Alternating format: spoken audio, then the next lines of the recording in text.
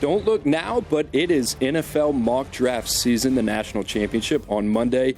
NFL draft, well, right behind it a couple months at least. In a busy couple weeks for the best in the business right now, you are looking at CBS Sports NFL draft analyst Ryan Wilson's mock draft 1 through 10. And a lot of people here very anxious in Nashville. They want to know which way the Titans are going to go. Ryan, I am not going to let you off the hook easily. This is a highly anticipated question. You and I have spent a lot of time talking about Cam Ward. We've had a lot of time talking about Shedeur Sanders. So if it's up to you, you're the GM now in Nashville of the Tennessee Titans. Which way are you going here between Ward and Sanders? Hey, Coop, always good to see you, buddy. And by the way, write this down, 97 days until the 2025 NFL draft. Because the days are counting down. In terms of the Tennessee Titans, I'm going with Cam Ward, and I love Shedeur Sanders, and I think he's done a lot of great things his last 2 years at Colorado, made huge growth from his time at Jackson State. But you can say the same thing about Cam Ward, right? Who was an incarnate Word, 2 years at Washington State, and then obviously came to the U and was instrumental in their success. And if not for getting Kyle McCord there in that Syracuse game, they're going to be in the ACC championship. But what I like about Cam, in addition to the growth, is that if you're going to compare him to Shedeur, he's a little better athlete, maybe a lot better athlete. He has a bigger arm, and he's probably going to measure a little bigger. We'll find that out in the coming weeks here with the Shrine Bowl and the Senior Bowl upon us, and we'll get these measurements and have a better idea. In terms of the things I wanted to see him improve on coming into this season, Coop, it was playing on time.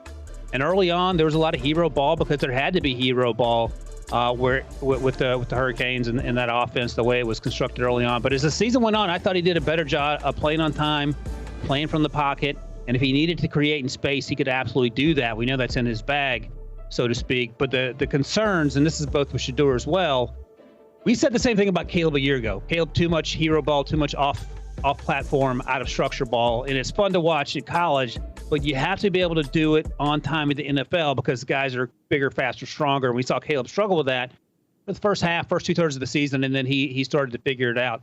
So those are the issues with me. But if I'm Tennessee, and I understand that Will Levis isn't the long-term answer, this feels like a pretty easy choice because I'm going to roll with Cam Ward and hopefully get the most out of him because that's what Brian Callahan was brought in to do, was to get the most out of the quarterback. Will Levis wasn't his quarterback. Cam Ward will be.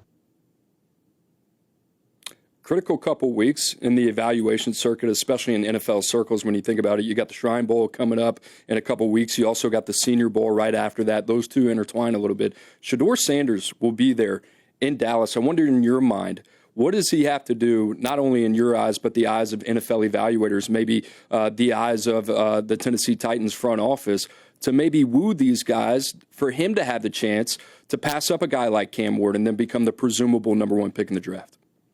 Yeah, I'm excited to get to Dallas and then get to Mobile. I'll see you there, the Senior Bowl for sure. But I want to get a sense for how these teams feel about Shedeur because I've heard all over the map right now in terms of first-round pick. Maybe he slips out of the first round when you talk to some teams. But he's not going to get any bigger, and he's not going to get any faster. I think his arm is plenty good enough. There's been some conversations that he doesn't have a good arm. A year ago, I said Michael Penix Jr. was the best deep ball thrower in college football in the draft class. I think Shedeur is up there and one of the best deep ball throwers in this draft class and certainly in college football. And he ain't going to throw it 80 yards, but how many times do you need to throw the ball at 80 yards? I think if he goes there, and look, a lot's made, Coop, of the Colorado sort of bravado and all that, and the swagger and all that. I get the sense that Shedeur's a pretty quiet kid, and you never hear anything bad about him. When he's playing behind what we can, I think, agree is a suspect offensive line the last 2 years, he's consistently getting hit in the mouth, and all he's doing is getting back up, going downfield, and making plays. You don't see him shrugging his shoulders or pointing at guys or yelling at guys. So I want to see what that's like in person. Because we're going to have a chance to talk to him, I hope, and hopefully get a sense of who he is. But I think his tape is what his tape is. That's not going to change. It's just him now having to prove to NFL front offices that he is their guy. I think he has a chance to be that guy. I think he's every bit a top 5 pick. The issue with Cam and Shedeur together is that if they were in last year's draft class, Coop, they're probably QB 4 or 5 before we're talking about them coming off the board, knowing what we knew then, not knowing what we know now about these rookie quarterbacks who, for the most part, have played pretty well. Well, let's talk about that last year's draft class when it comes to signal callers. You had 6 guys get drafted in the top 12, 5 in the top 10. You think about that class, and then you think about this class, right? You have Cam Ward, Shedeur Sanders at the top of the board. But really after that, You know, there was a lot of talk between you, Rick Spielman. I've been following with the First Pick podcast. Is it going to be Carson Beck? Is it going to be Jalen Milroe? Who's going to be the guy to really kind of emerge into that quarterback 3 conversation? Outside of the guys at the top of the board, 1 and 2, what's it look like, and what can a guy like Jalen Milroe do for himself over the next couple of weeks and maybe cement himself as a first-round draft pick? I was of the opinion, I'm not sure where our buddy Rick Spielman was, if I could guess, though. I was of the opinion that I wanted Jalen Milroe to come back for a year. Look, he's going to make his own decision, and I certainly respect that. He's not asking me for advice. But he didn't progress as much as I had hoped in that Kalen DeBoer offense in terms of his ability to throw the ball consistently down the field. And that was the concern coming into the season. Athleticism is off the charts. I mean, he's a better athlete probably than Anthony Richardson, who was a top 5 pick. But AR was a better passer coming out of Florida, even though he had what I believe 13 starts at Florida. And we saw what Michael Penix Jr. and Kalen DeBoer were able to do at Washington, and that was encouraging in the fall for Jalen Milroe. But we didn't see it. He's coming out, and it is what it is. Look, man, maybe he slips into the first round, Coop. I would not take him in the first round just because typically you go to a bad team, and typically you're asked to play sooner rather than later. And I don't think he's ready to play right now in terms of throwing the ball. Running the ball, he's elite, and I understand that. So I sort of wish he had followed, Quinn Ewers as well, had followed the Carson Beck path and gone back to school for another year. Quinn Ewers is going to come out, and I've talked to scouts that think Will Howard might get drafted before Quinn Ewers. Will Howard, of course, at Ohio State and had a really good season. And then you saw Jackson Dart on that list, Coop, and I mentioned that because yesterday on the podcast with Rick, Rick's obviously working with the Jets, helped him find a head coach and a GM, and he's had conversations with a bunch of people about their quarterback plans as they go through those interview processes. And he said Jackson Dart is a name that keeps coming up. And NFL teams are incredibly excited about Jackson Dart. Now, there are limitations with the arm strength, but no one is tougher maybe than Shedeur Sanders in college football. And he made some big-time throws in the fall. And what I've heard from Rick is that the intangibles, his off the field demeanor, his demeanor as a leader, are things that are really going to turn on NFL teams. And Rick likened it to how J.J. McCarthy, NFL teams fell in love with J.J. when they got a chance to meet him a year ago. So that's going to be fun to watch because maybe Jackson has a chance to make his way into QB3 and perhaps be a early day two pick. I don't think he's going to sneak into round 1, but that's a name to keep an eye on, especially as we get to the Senior Bowl, because Jackson's going to be down there in Mobile in a couple weeks.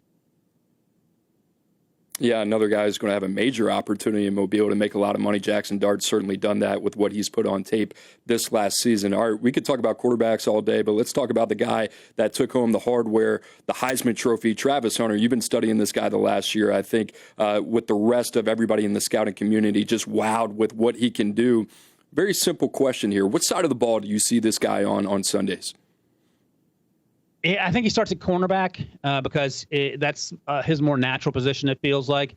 Wide receiver, he's just the best dude on the field every week, and he's the best player in this draft class. I would take him first overall if I didn't need a quarterback and not think twice about it. But I want to see what happens, Coop, when NFL cornerbacks get their hands on him because he's not thick. He's slight of frame, but he's incredibly strong, and we know how fast and twitchy he is.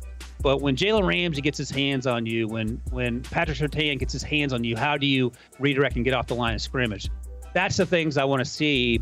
And that's why you start him on the defensive side of the ball and let him ball out there.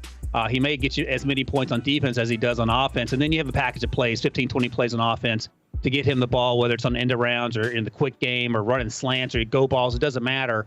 And then you go from there. And it could be a case where the Giants end up with him or even the Patriots. And I think that would be a home run pick for both those teams if the Giants' case can't get a quarterback or in the Patriots' case can't get an offensive lineman. All right, we talked about a couple guys that have a really big opportunity over the next couple weeks at the Shrine Bowl in Dallas, Senior Bowl in Mobile that we keep mentioning. Obviously, their last pitch towards these NFL teams. Ryan, I don't know how good of a friend I would be if I didn't give you the opportunity to talk about a guy that you love in Kyle McCord and maybe a guy that could work his way from a potential mid-round pick in day 3, maybe to early day 3, maybe even into day 2. Talk to me about him and your conviction in the play that you have seen from the former Ohio State quarterback.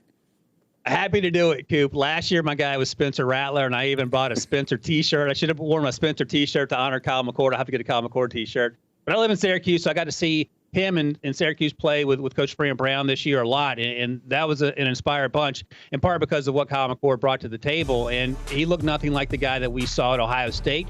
And sometimes, here's the deal, and you know this, Coop, from watching thousands of players, literally, you can go from the little fish in a big pond where you're overwhelmed and go to the big fish in the little pond, so to speak, when you come to a place like Syracuse that is a good program, but certainly isn't Ohio State. And from day one, he was spinning it. And it was so much fun to watch. Play with anticipation, better arm strength than I thought. He's not a big kid, but a better athlete than I thought as well. And the team rallied around him. So he's going to have an opportunity. And I talked to some teams that really like him a lot to sneak into day 2. We'll see what happens as we get down that road. But, man, he was a fresh, fun story after – what was, I would imagine, a disappointing season last year at Ohio State, and Will Howard came in, and you could argue that they played similarly in terms of what they've added to their teams this year.